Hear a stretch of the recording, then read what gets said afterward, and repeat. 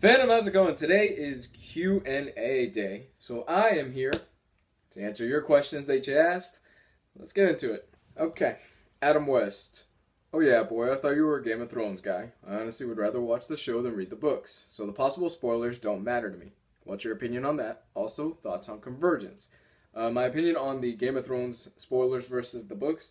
I am totally cool with the show progressing past the books at this point, even though I am going through book 2 right now and I pretty much know everything that's going to happen. I do enjoy the books, and what I'm seeing is that the books are definitely their own set of interpretation of that world of Westeros and everything that's going on, and I really am digging that a lot more than I am the TV show. And I'm excited for Winds of Winter, but knowing George R. R. Martin's writing style and how long it takes him to put a book out, I am not going to wait that long. I definitely need my Game of Thrones fix, so I'm going to be definitely watching the show, even though it progresses past the books. And plus, George R. R. Martin is probably smart enough that he will diverge in certain areas where the TV show goes. So, my thoughts on Convergence: I am not an event guy. I'm not even paying attention to Convergence or Secret Wars, to be honest with you. I'm not doing anything with those. If my books don't tie into it, the ones that I'm currently reading, then I'm not going to be reading anything from those events. I'm kind of burned out on events recently, and definitely don't need two at the same time. Errol Ponthier. What is the saddest death in a comic book or manga you have read? And who are your favorite and least favorite comic book authors of all time? I'm really looking forward to answering that second one. What is the saddest death in a comic or manga that I've read? The saddest death would probably be Y the Last Man. And it's kind of a series of deaths that lead up to the ending of the book that I'm not going to give away here, because if you haven't read Y, then it is something that I do not want to ruin for you. But if you have, you definitely know which characters are the ones that I'm talking about. There are two central characters, and I'm like, oh my gosh, no. But those were the ones that just broke me when I first read it. I was like, oh my god, no. Who are your favorite and least favorite comic book authors of all time? Favorite: Garth Ennis, Alan Moore, Neil Gaiman. In pretty much that order, more or less. They do bounce around a lot every once in a while. Least favorite, oh boy, this is the good one.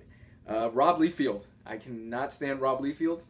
I've heard everything. He's a great guy. That's, we've all heard the stories that he's actually one of the nicest guys in the industry, but he can't draw or write to save his life. I'm sorry.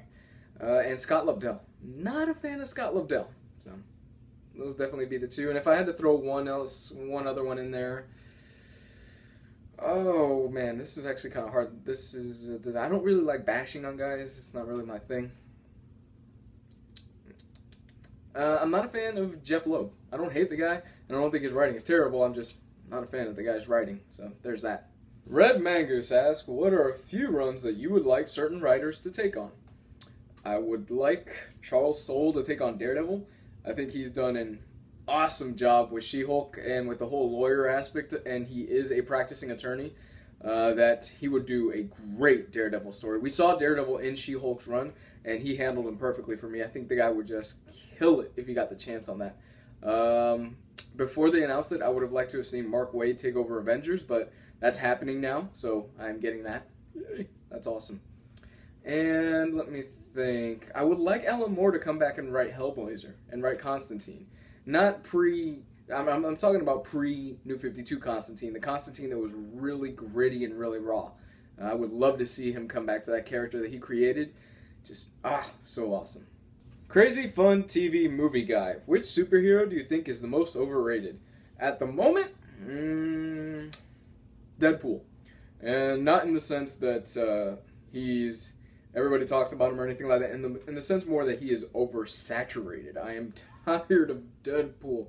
I'm so tired of the character. Even though I am digging Brian Posehn and Gary Duggan's run, I'm just not that crazy about the character. And I'm really hyped for the movie, but I'm kind of starting to get burned out on him. With everything, the whole death of Deadpool kills the Marvel Universe, Deadpool does this, Deadpool does that. I just got back from my con this weekend, and I saw nothing but really Deadpool cosplays just all over the place. Kind of tired on the character now. That's just me. Manga McFly, do you have a piece of writing that gave you the chills in any of your comic books? Mine was in Alan Moore's Miracle Man, when Miracle Man started to appreciate his ability to fly. Mine would have to be gave me chills. The ending of Fear Agent. I'm not going to give away the ending here, but it's definitely a moment where you're going, it's just awesome. It really just is awesome, and I would be doing you a disservice if I were to give away the ending here. But Rick Remender just sticks the landing so well, and you see Heath, and in the situation that he's leaving off in, and you're like, it's just perfect. Really, there's no word for me to say it. If you haven't read Fear Agent, it is amazing. It's really great, and I really recommend you go check it out. Mal the Anderson, what do you think about the Deadpool TV series? I love it, and I'm going to be doing a more full and in-depth review of what I think about the TV series later on down the line. I'm about currently 3 episodes away from finishing up the season, and I'm really looking forward to ending it and seeing how it ends and for him finally to get his full suit. I do have certain little qualms and problems here and there, but for the most part, I love it. But yeah, I'm going to be definitely touching up on that, and I'm also going to be touching up on, when I do the review of this season, some of the Easter eggs and how some things tie into another Marvel character that I'm really excited for them to go and delve into his mythology. I'm a Dragon's Lord asks, what is your favorite comic run of the 2000s? What is your favorite costume in comics? And if you were stuck on an island with only 10 trades hardcovers, which one would you bring? Favorite costume right now? Currently, it would probably be Spider-Gwen. I'm really digging that costume. I think it is really cool. What is your favorite comic run of the 2000s? Man, there were so many from the 2000s. It's gotta be... Off the top of my head, I'm gonna go with Fear Agent. Like I said earlier in this video, I think Fear Agent is almost a masterpiece. I love that book so much. Second place would be probably Y the Last Man. So, if you were stuck on an island with only 10 trades or hardcovers, which one would you bring? Y the Last Man, Sandman, Alan Moore's Swamp Thing, Scott Snyder's Batman, let's see, Garth Ennis's Preacher, that's 5, I'm halfway there, come on, I'm halfway, Jeff Johns' Green Lantern, Habibi is amazing. If you haven't read Habibi, I really recommend you read Habibi. Number 8, Garth Ennis's Hellblazer run is fantastic. I absolutely adore Garth Ennis's Hellblazer run. Number 9, we're going to go with Fear Agent. I've mentioned it twice already in this thing. Number 10, I'm going to go with... Right now, I've been really, really digging 20th Century Boys. It's a manga, and it just started it this past week, and so far it's really good. I've been enjoying that, so if I was stuck right now on a desert island, I wouldn't know how to cope if I couldn't finish reading that, because it's just so great at this point. Red Mangoose 182. Oh yeah, now that I know you're a Game of Thrones fan, what are your top 5 favorite characters? We're gonna go with, this is actually pretty easy. Tyrion, Oberyn, the Hound, Bronn, and Arya Stark. I love those characters. Arya is so awesome. I can't wait to see what they do with her character in the next season. I'm really hyped for it, so can't wait. Adam Cantrell, what dream story arc would you like to see get made into a movie? A long-form story arc. I'm going to cheat on this, and I'm going to say I'm going to do TV show first and then movie, because I think TV really is the way to go with a lot of these stories now. For TV, I'm going to say American Vampire. I think American Vampire would make an awesome TV show. For a movie, Dangerous Habits by Hellblazer. Yeah, we kind of got it in the John Constantine movie that came out a few years ago, but we didn't really. I would love to see Dangerous Habits get made into its own solo movie, I think, and done right. And I think it would be just awesome. I am Jay Hill. Is there any new trades or hardcovers coming out in the next coming months that you are looking forward to? Absolute Y the Last Man and Absolute Transmetropolitan are 2 books that I'm going to be picking up on day 1. Great series. Cannot wait to see the special features in those books, and I'm so happy they are finally releasing Y in an oversized Absolute format. I am counting down the days right now, and I'm counting down the days on Transmet, which I still think is Warren Ellis's magnum opus. Some people would say Planetary, but I think Transmetropolitan is a better book. It just, for me, Planetary kind of petered out towards the end. I was kind of getting bored with it. Versus Transmet, it just, all the way through, I was in love with the series. Gibby Gindahouse. I'm not sure if this is relevant, but as the main Avengers characters have all undergone changes as the new titles, Thor, Superior Iron Man, and all new Captain America, are they decent jumping on points? I'm going to say, I haven't read Superior Iron Man, so I can't tell you anything about that. But Female Thor, definitely you can jump onto that. You really don't need to know anything else that happened before that. And All New Captain America, I haven't read it either. I have the individual issues, but everything I've heard is that, yeah, it's an easy jumping on point. The only thing you really need to know is that Steve Rogers is an old man right now because he had the super soldier serum taken out of him. That's it. So definitely think you'll be able to jump onto those two books. Chicken Time 182. Cool name. Would you recommend Hickman's Avengers and New Avengers as standalone series, or would it not be as easily enjoyable as Hawkeye and Daredevil? Also, did you ever read Doom Patrol? How do you feel about it? Hickman's Avengers series, you need to read New Avengers and Avengers at the same time. They kind of coincide together, but you can read them without knowing, for the most part, without knowing anything else about the Marvel Universe. Yeah, there is some stuff dealing with the new universe, and it gets really sciencey. To be honest with you, I would actually recommend you wait until the whole thing is collected into one single omnibus or a few hardcovers, which they're doing right now, versus just trying to dive in and read everything issue by issue and waiting for Secret Wars and the new issues to come out. Because Hickman, for me, just works better in collected editions, especially his Big Two stuff. I'm not really that big of a fan of his Big Two stuff outside of his Fantastic Four. And from what I've read of New Avengers and his Avengers run, I've been enjoying it, but every time I tried to start it, I'm like, this just would read much better as a collected whole because he is such a slow writer.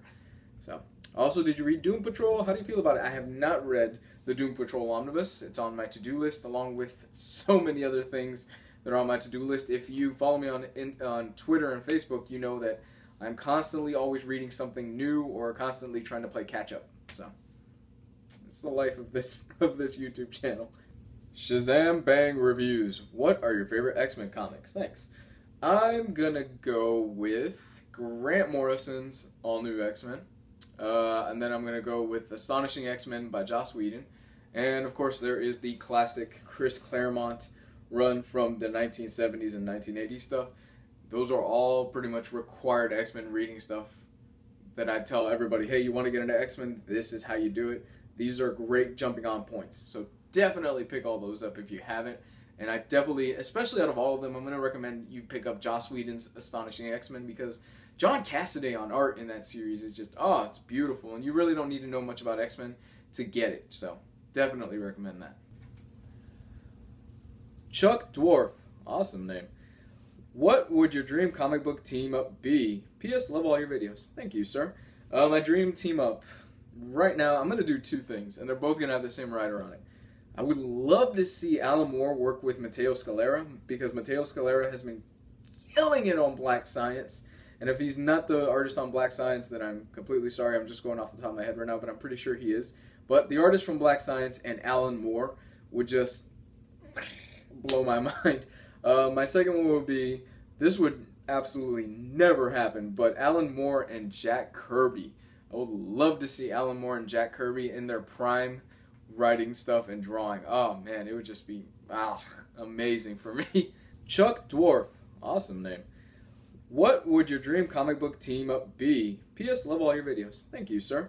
My dream team up. Right now, I'm going to do two things, and they're both going to have the same writer on it. I would love to see Alan Moore work with Matteo Scalera, because Matteo Scalera has been killing it on Black Science. And if he's not the artist on Black Science, then I'm completely sorry. I'm just going off the top of my head right now, but I'm pretty sure he is. But the artist from Black Science and Alan Moore would just blow my mind. My second one would be, this would absolutely never happen, but Alan Moore and Jack Kirby. I would love to see Alan Moore and Jack Kirby in their prime writing stuff and drawing. Oh man, it would just be amazing for me. Odin PBH. Have you been reading Uncanny Avengers, and if so, would you recommend this omnibus? I've read all of Uncanny Avengers up to Axis, and I have been really digging Uncanny Avengers, but then again, I am a Rick Remender fan. I know there's a lot of people on here that do not like Uncanny Avengers, and the first story arc is kind of, it's not really that strong, the first 6 issues, but I think it does pick up. I have not read Axis. I know I have to, because it's kind of technically the end of Rick Remender's first half of his Uncanny Avengers arc, but I say pick up the first trade, read it, and if you're not feeling it, try around the 7 and go up to issue about 8, and if you're not feeling it, don't pick up anymore, because that's pretty much the continuation of Uncanny X-Force. And if you're not really feeling it up to issue 8, then don't pick it up. But for the most part, hey, I enjoyed it, and I give it my recommendation for somebody that has read Uncanny X-Force and is wanting to continue that run. And here's another one from Chicken Time 182. I see you have the 3 Morning Glories hardcovers. How do you feel about the series? Is it worth digging into? Absolutely. If you are a fan of Lost, this is definitely a series you want to pick up. I adore Morning Glories, and in fact, I want to do a review of it, but I do need to give this series a reread, because it's one of those series that it's not even done yet, but it's one of those series where you will lose stuff over a period of time that interconnects to like the first story arc. It jumps around a lot, and like I said, if you're a fan of Lost, this is definitely a series that you should be reading right now. Ferris Sait, what are your most anticipated hardcovers? I answered this already, so I'm going to say it again. Why the Last Man, The Absolute, and Transmetropolitan, The Absolute. Felipe Sarmiento, what is your personal opinion of Batman vs. Superman, Dawn of Justice? Personally, I cannot be more excited, thanks. Cautiously optimistic, I guess is the word that I would use. I'm not a fan of Zack Snyder. I'm not a fan of Man of Steel. I didn't love it. I didn't hate it. I'm kind of more indifferent towards it, and I had my huge problems with Man of Steel. And I've never really seen a movie that I like that Zack Snyder has directed. Aside from Dawn of the Dead, the remake, I thought he did awesome in that, but Sucker Punch and all the other stuff, not really a fan of, but I did enjoy Watchmen, so I'll give him the benefit of the doubt there. The fact that the Argo scriptwriter is the one that is writing the script for this has me excited. I have a lot of hope for this, but at the same time, I have my doubts with it, because of the fact that it seems they're just trying to cram so many characters into this movie to just try and play catch-up with Marvel, and that DC is just betting everything into this movie, and if this movie crashes, DC is going to have to go back to the drawing board. They kind of had to do that already with Green Lantern. And yeah, I really don't want another situation. I don't want another Green Lantern. I really don't want another Green Lantern. But, you know, Ben Affleck's involved in it. And hey, people are giving him a lot of hate. But the guy's 3 for 3 right now. Gone Baby Gone, Argo, and The Town. Fantastic movies. So, fingers crossed it's good. Gaming for reasons. Alright, so you wrote a really long paragraph, so I'm kind of going to paraphrase it here. Basically, you're just asking for recommendations for starting out. Any of the books that I pretty much review are great recommendations for starting out, but as a DC and Marvel guy, I'm going to list off a few things right off the top of my head. Joss Whedon's Astonishing X-Men, All-Star Superman, New Frontier, Mark Waid's Daredevil, Brian Michael Bendis' Daredevil, Brubaker's Daredevil.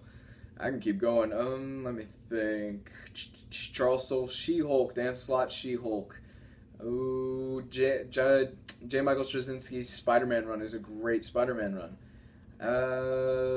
Let's think. What else? Chris Claremont's X-Men.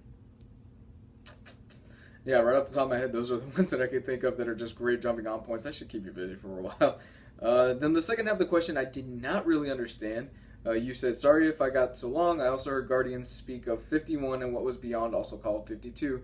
Is like different timelines or parallel universes. I didn't really understand your question, so if you want, just re-ask it down below in the comment section, and I'll try to give it another crack at it on the comment section. Sorry, man.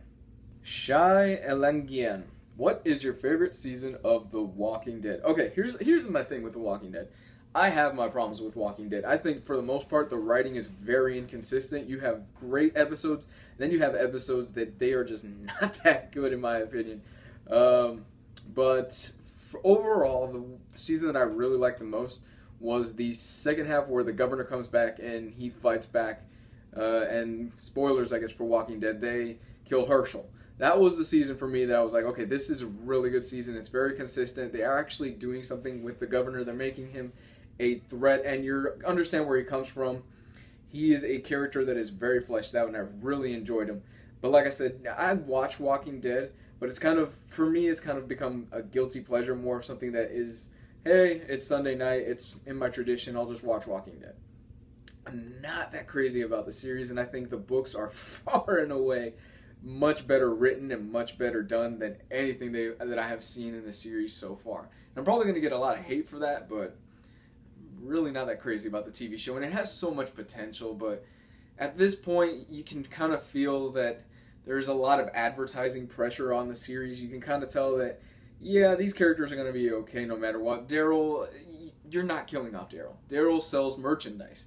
And Rick sells merchandise, and Rick is the main character of the series, so they're not going to kill him off. And Carl, not going to kill him off as well. So Daryl, Rick, and Carl, no matter what dangerous situation they're in, they're going to be fine because money. Alright, Fat Lazy, I'm not going to say the last word because I try to keep this channel clean. Do you watch any of the DC shows, e.g. Arrow or Flash? Flash. Flash is the only thing that I'm watching right now. I am digging Flash, even though I'm really far behind on it. But I've been really loving Flash a lot. I love Flash. And of course, Daredevil. I've been watching Daredevil recently, and I adore Daredevil. It's really awesome. So, there's that. And that concludes this month's Q&A. I do these every month, and they're really a lot of fun. I really like answering you guys' questions. If this is your first time checking out my channel, I do weekly reviews of comic books, hardcovers, and trade paperbacks, and all that good stuff. I also do Twitch streaming on Saturday. I'm going to be more consistent with that. I'm definitely going to be doing it this Saturday.